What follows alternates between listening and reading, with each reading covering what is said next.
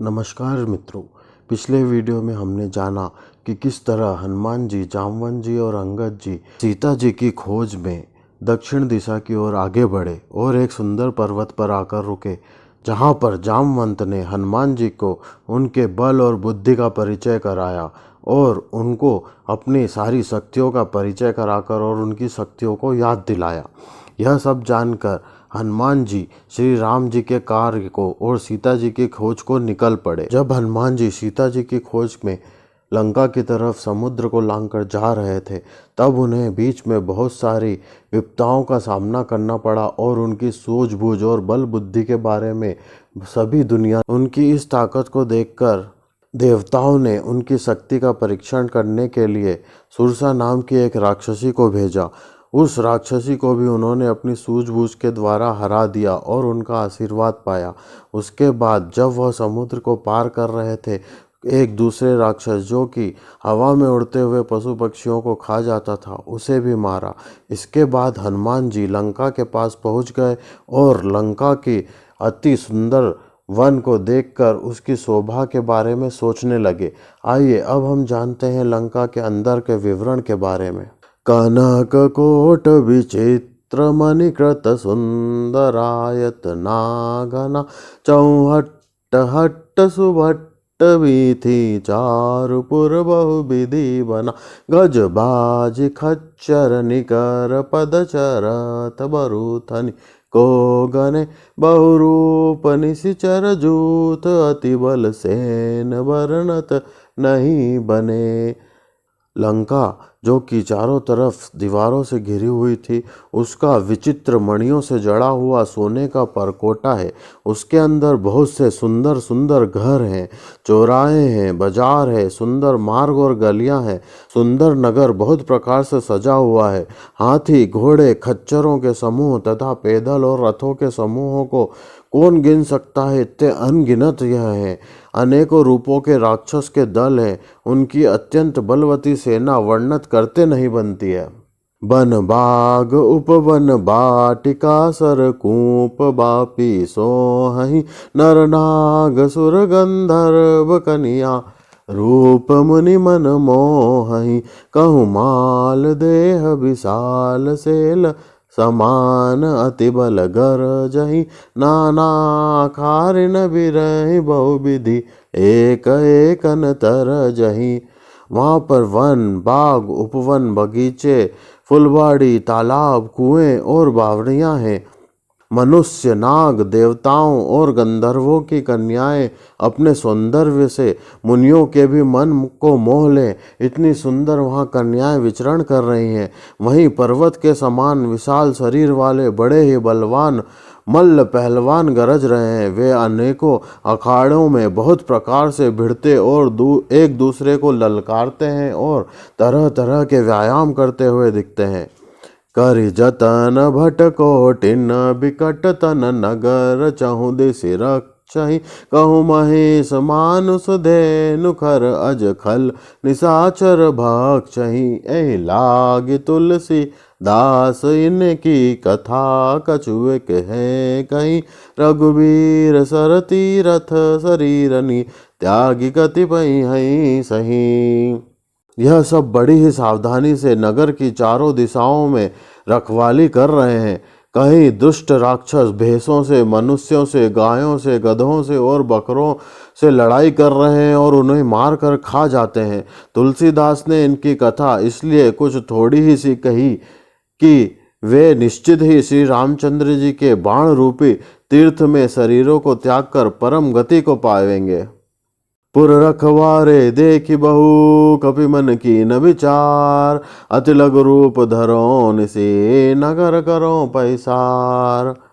हनुमान जी ने इन सब नर, नाग, किन्नर और राक्षसों को देखकर मन ही मन विचार किया कि नगर में बहुत ही असंख्य रखवाले हैं। इन्हें देखकर हनुमान जी ने सोचा कि मैं एक अत्यंत छोटा रूप धारण करके और रात के समय में इस नगर में प्रवेश करूंगा। उसके बाद हनुमान जी ने मसक समान रूप कपिधारी, लंक ही चल्यु सुमिर नर हरि। नाम लंकिनी एक निश्चरी, सो कह चलसि मोहि निंदरी। हनुमान जी ने एक मच्छर के समान बहुत ही छोटा सा रूप धारण कर लिया और वह नर रूप में लीला करने वाले भगवान श्री रामचंद्र जी का स्मरण करके लंका की ओर चल दिए। जब वह लंका के द्वार पर पहुंचे तो वहां पर लंका की रखवाली लंकिनी वहां पर मिली। हनुमान जी को देखकर वह बोली कि तू मेरा निरादर कर कर और मुझसे बिना पूछे ही इस लंका नामक नगर में प्रवेश करना चाहता है, तू ऐसे कहाँ चला जा रहा है। और लंकिनी बोली, जाने ही नहीं मरम सट मोरा, मोर हार जहाँ लगी चोरा। मुटिका एक महाकपिहानी, रुधिर भमत धरनी ठन मानी।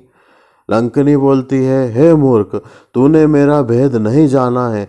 जहाँ तक जितने भी चोर हैं वे सब मेरे ही आहार हैं। यह सब सुनकर हनुमान जी ने बहुत ही हंसी करी और महाकपि हनुमान जी ने उसे एक घूंसा मारा, जिससे वह खून की उल्टी करती हुई पृथ्वी पर लुढ़क गई। पुनि संभारी उठी सोलंका, जोरी पानी कर विनय सशंका। जब रावण ही ब्रह्म बर दीना, चलत बिरंचि कहाँ मोहि चीना।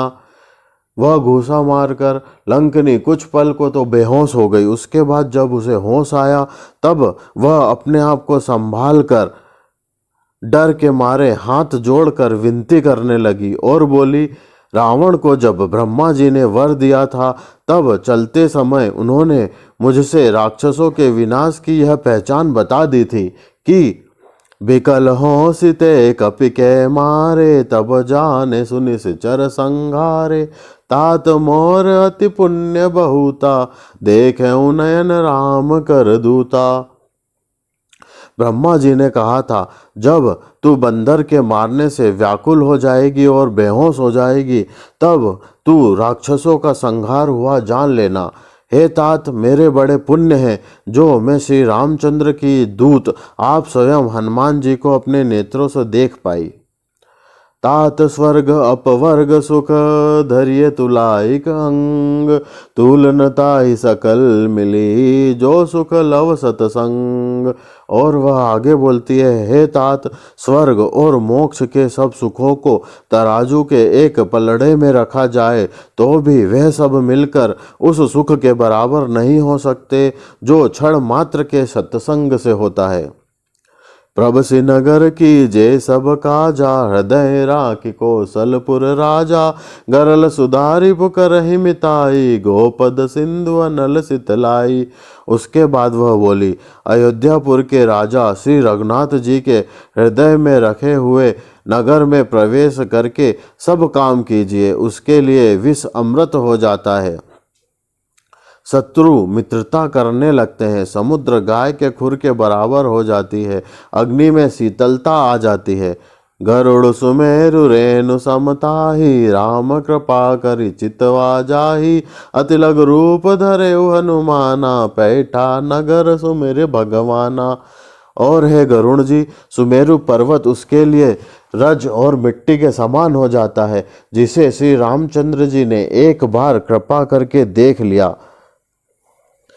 और उसके बाद वह लंकिनी चले गई। तब हनुमान जी ने फिर से अपना छोटा रूप धारण किया और भगवान श्री रामचंद्र जी का स्मरण करके लंका नामक नगर में फिर से प्रवेश कर लिया।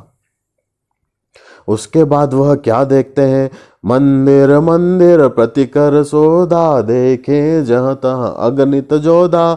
गयौ दशानन मंदिर माही, अति विचित्र कहीं जात सुनाही। उन्होंने एक एक प्रत्येक महल की खोज की, जहाँ तहाँ असंख्य योद्धा दिखे। फिर वे रावण के महल में गए, वहाँ अत्यंत ही विचित्र था, जिसका वर्णन नहीं किया जा सकता। वहाँ उन्होंने शयन किए देखा कपिते ही, मंदिर महु न दीखिबे देहि। भवन एक पुनि दीख सुहावा, हरि मंदिर तह भिन्न बनावा। हनुमान जी ने वहां पर उस रावण को शयन करते हुए देखा, परंतु महल में उन्हें जानकी माता नहीं दिखाई दी। फिर वह आगे बढ़े, वहां उन्हें एक सुंदर महल दिखाई दिया, जहां पर उसमें एक अलग ही भगवान का मंदिर बना हुआ था, जिसके बाहर रामायुध अंकित ग्रह शोभा बरनी न जाय, नव तुलसी का वृंद तहाँ देखी हरस कपिराय। उस महल के बाहर श्री राम जी के आयुध, धनुष और बाण के चिन्ह बने हुए थे। उनकी शोभा वर्णन नहीं की जा सकती। वहां नवीन नवीन तुलसी के वृक्ष समूहों को देखकर कपिराज श्री हनुमान जी हर्षित हो उठे। लंका निशिचर निकर निवासा, यहाँ कहाँ सज्जन कर बासा, मन महु तर्क करे कपिलागा, ते ही समय विभीषण जागा।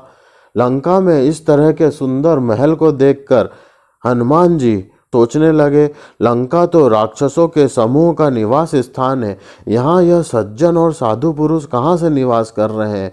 हनुमान जी इस प्रकार मन में तर्क वितर्क करने लगे। उसी समय विभीषण जी जाग गए और उन्होंने राम राम ते सुमिरन कीना, हृदय हरस कपि सज्जन चिन्हा, ऐसन हट करी हूँ पहचानी, साधु ते होय न कारज हानि। हनुमान जी ने विभीषण के राम राम का स्मरण करते हुए देखा। विभीषण जी ने उठते ही श्री राम जी के नाम का उच्चारण किया।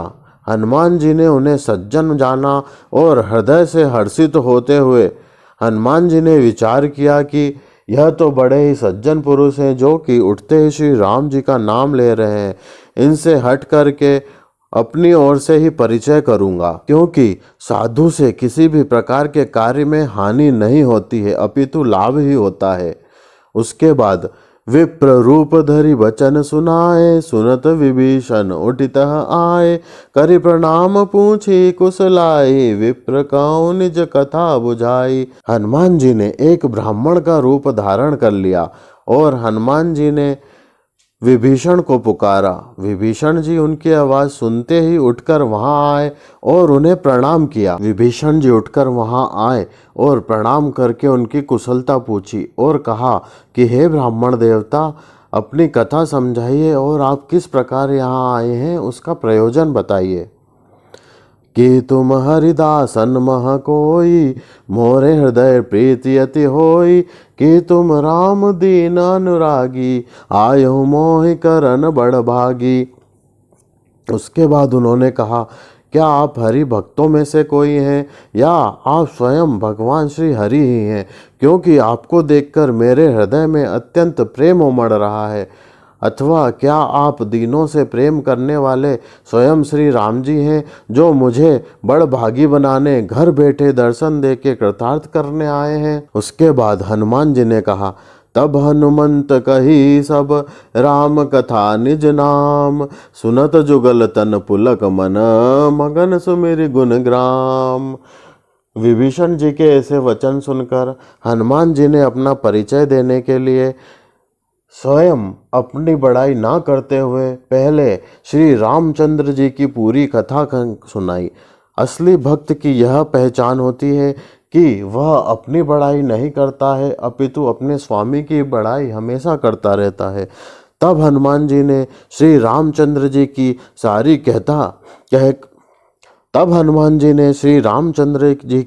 सारी कथा कहकर अपना नाम बताया। सुनते ही दोनों के शरीर पुलकित हो गए और श्री रामचंद्र जी के गुण समूहों का स्मरण करके दोनों के मन प्रेम और आनंद से भर गए और वे दोनों मगन होकर श्री राम जी का ध्यान करने लगे। इसके बाद विभीषण जी ने कहा, सुनहु पवन सुत रहनी हमारी, जिमि दस नहीं महु जीव बिचारी, तात कबहु मोहि जानी अनाथा, करिहि कृपा भानुकुल नाथा। विभीषण जी कहते हैं, हे पवन पुत्र, मेरी कहानी सुनो। मैं यहाँ वैसे ही रहता हूँ जैसे दांतों के बीच में बेचारी जीव रहती है। हे तात, मुझे अनाथ जानकर सूर्य कुल के नाथ श्री रामचंद्र जी क्या कभी मुझ पर कृपा करेंगे? और उन्होंने कहा, तामस तन कछु साधन नाही, प्रीति न पद सरोज मन माही। अब मोहि भा भरोस हनुमंता, बिनु हरि कृपा मिलहि नहीं संता। वे कहते हैं मेरा तामसी मतलब राक्षस शरीर होने से साधन तो कुछ बनता नहीं है, और ना मन में श्री रामचंद्र जी के चरण कमलों में ही प्रेम रहता है। परंतु हे हनुमान जी, अब मुझे विश्वास हो गया है कि श्री रामचंद्र जी मुझ पर कृपा अवश्य करेंगे, क्योंकि हरि की कृपा से ही संत लोग मिलते हैं। बिना हरि की कृपा के संत से मिलना नहीं हो पाता। फिर वह कहते हैं, जो रघुबीर अनुग्रह कीना, तो तुम मोहि दरसु हट दीना। सुनहु विभीषण प्रभु कै रीति, करहि सदा सेवक पर प्रीति। जब श्री रघुबीर जी ने कृपा की है, तभी तो आपने मुझसे हट करके अपनी ओर से दर्शन दिया है। उसके बाद हनुमान जी कहते हैं, हे विभीषण जी सुनिए, प्रभु की यह रीति है कि वे सेवक पर सदा ही प्रेम करते हैं। उसके बाद हनुमान जी आगे कहते हैं, कहूँ कवन में परम कुलीना, कपि चंचल सब ही विदहीना।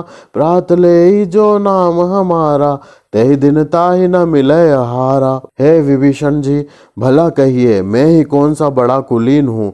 मैं जाति का चंचल वानर हूँ और सब प्रकार से ही नीच हूँ।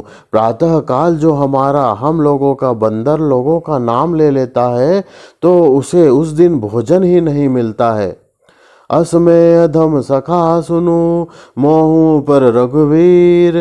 कीन्ही कृपा सुमिर गुण, भरे बिलोचन नीर। हे सखा सुनिए, मैं ऐसा धम हूँ, पर मुझ पर भी श्री रामचंद्र जी ने ऐसी कृपा की है। भगवान के ऐसे गुणों का स्मरण करके हनुमान जी के दोनों नेत्रों से अश्रुओं की धारा बहने लगी। जानत हूँ अस स्वामी बिसारी, फिर हित काहि न होए दुखारी। ए विधि कहत राम गुण ग्रामा, भावा अनिर्वाच विश्रामा। जो जानते हुए भी ऐसे स्वामी को भुलाकर भटकते फिरते हैं, वे दुखी क्यों ना हो। इस प्रकार श्री राम जी के गुण समूह को कहते हुए उन्होंने अनिर्वाच्य मतलब परम शांति प्राप्त की। पुनि सब कथा विभीषण कही, जय विधि जनक सुता तह रही। तब हनुमंत कहा सुन भ्राता, देखी चहु जानकी माता। उसके बाद विभीषण जी ने पुनि सब कथा विभीषण कही, जय विधि जनक सुता तह रही। तब हनुमंत कहा सुन भ्राता, देखी चहु जानकी माता। फिर विभीषण जी ने श्री जानकी माँ किस प्रकार यहाँ लंका में रहती है वह सब कथा कही। तब हनुमान जी ने कहा, हे भाई सुनो, मैं जानकी माता को देखना चाहता हूँ। जुगति विभीषण सकल सुनाई, चलेऊ पवन सुत विदा कराई। करिस रूप गयऊ पुनितवा, बन अशोक सीता रह जहवा। विभीषण जी ने माता के दर्शन की सब युक्तियाँ मतलब उपाय उनको हनुमान जी को कह सुनाई। तब हनुमान जी विदा लेकर चल दिए। फिर वही पहले जैसा छोटा रूप धारण करके वह अशोक वन में जिस भाग में सीता जी रहती थी वहाँ प्रवेश कर गए। उन्होंने वहाँ देखा, देखी मन ही मनु कीन प्रणामा, बैठे ही बीच जात निस जामा। कृषतन शीस जटाइक बेनी, जपत हृदय रघुपति गुण श्रेणी। वहाँ एक पेड़ की आड़ में छुपकर हनुमान जी ने सीता माता को देखा और हनुमान जी ने उन्हें मन ही मन प्रणाम किया। वहाँ उन्हें बैठे बैठे ही रात्रि के चारों पहर बीत जाते हैं। शरीर दुबला हो गया है, सिर पर जटाओं की एक वेणी लटक सी है। हृदय में श्री रघुनाथ जी के गुण समूहों का जाप और स्मरण वह सदा ही करती रहती हैं। निज पद नयन दिए मन, राम पद कमल लीन। परम दुखी भा पवन सुत, देखी जानकी दीन। श्री जानकी माँ अपने नेत्रों को अपने चरण की तरफ लगाए हुए एक टक नीचे की ओर देखती रहती हैं और मन ही मन श्री राम जी के चरण कमलों में अपना ध्यान लगाए हुए बैठी रहती हैं। जानकी जी को दीन और दुखी ऐसी अवस्था में देखकर हनुमान जी को बड़ा ही दुख हुआ और वह तरु पल्लव महु रहा लुकाई, करे विचार करो का भाई। ते अवसर रावण तह आवा, संग नारी बहु किए बनावा। हनुमान जी वृक्ष के पत्तों में छिपकर बैठे रहे और विचार करने लगे कि हे भाई, अब इस दुख को कैसे दूर करूं। वह ऐसा सोच ही रहे थे कि मैं आगे क्या करूं। उसी समय बहुत सी स्त्रियों के साथ सज धज कर रावण वहां चला आया। उसके बाद रावण ने बहुविधि खल सीत ही समुझावा, सामदान भय भेद दिखावा। कह रावण सुन सुमुख सयानी, मंदोदरी आदि सब रानी। उस दुष्ट रावण ने सीता माता को बहुत प्रकार से समझाया और साम दाम भय और भेद दिखलाया। रावण ने कहा, हे सुमुखी सुनो, मंदोदरी आदि सब रानियों को मैं तब अनुचरी करऊं पन मोरा, एक बार बिलोक मम ओरा। तृण धरि ओट कहति बेदेहि, सुमिरि अवधपति परम सनेही। रावण कहता है, उन सबको मैं तुम्हारी दासी बना दूंगा, यह मेरा प्रण है। तुम एक बार मेरी ओर देखो तो सही। परंतु माता अपने परम स्नेही कौशलाधीश श्री रामचंद्र जी का स्मरण करके जानकी माँ एक तिनके की आड़ का पर्दा करके कहने लगी, सुन दसमुख खगोत प्रकाशा, कबहू के नलनी करई विकासा। असमन समझ कहति जान की, खल सुधि नहीं रघुबीर बान की। माता कहती हैं, जुगनू के प्रकाश से कभी कमलनी नहीं खिल सकती है। जानकी जी कहती हैं, तू अपने लिए भी ऐसा मन में समझ ले। हे दुष्ट रावण, तुझे श्री रघुबीर के बाण की खबर नहीं है। सठ सूने हरि आने ही मोही, अधम निलज्ज लाज नहीं तो ही। हे पापी, तू मुझे सूने में हर के ले आया है। हे अधम निलज्ज, तुझे लाज नहीं आती। आप ही सुनि खगोत सम, राम ही भानु समान।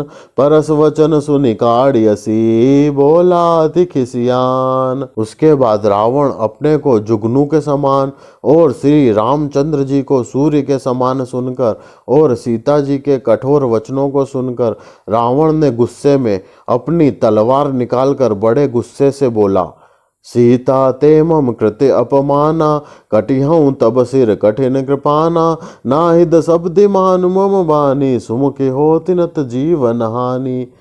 रे सीता, तूने मेरा अपमान किया है। मैं तेरा सिर इस कठोर कृपाण से काट डालूंगा, नहीं तो अब भी जल्दी मेरी बात मान ले। हे सुमुखी, नहीं तो जीवन से हाथ धोना पड़ेगा। श्याम सरोज दाम सम सुंदर, प्रभु भुज करि कर सम दस कंदर। जो भुज कंठ की तव सि घोरा, सुन सट अस प्रवान पन मोरा। सीता जी ने कहा, हे दशग्रीव, प्रभु की भुजा जो श्याम कमल की माला के समान सुंदर और हाथी की सूंड के समान बड़ी हष्ट पुष्ट और विशाल है, या तो वह भुजा ही मेरे कंठ में पड़ेगी या तेरी भयानक तलवार है। हे सठ, सुन, यही मेरा सच्चा प्रण है। चंद्रहास हरु मम परितापम, रघुपति बिरह अनल संजातम। शीतल निशित बहसि बर धारा, कह सीता हरु मम दुख बारा। सीता जी कहती हैं, हे चंद्रहास तलवार, श्री रघुनाथ जी के विरह की अग्नि से उत्पन्न मेरी बड़ी भारी जलन को तू दूर कर ले।